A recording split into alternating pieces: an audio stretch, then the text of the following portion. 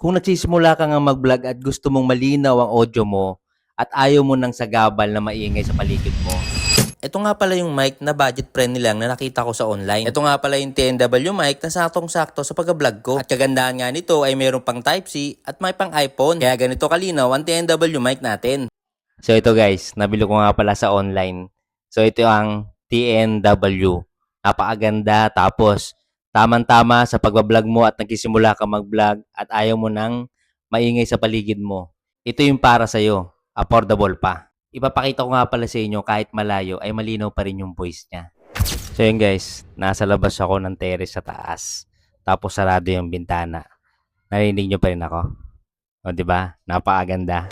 So meron pa isa. Pupunta ako doon sa loob mismo ng CR para marinig nyo kung gaano pa rin ka-quality yung voice record niya. Okay? Sobrang layo ko na guys. Papasok pa ako sa loob ng CR ah. Let's go. O diba? Napakaganda. Napakalinaw pa rin ang voice niya. Kaya ikaw na nagsimula pa lang para maging vlogger, ito yung para sa'yo. Yung mic na affordable at quality na hindi ka magsisisi. Kaya ilalagay ko yung link sa description. Diyan ka bumili.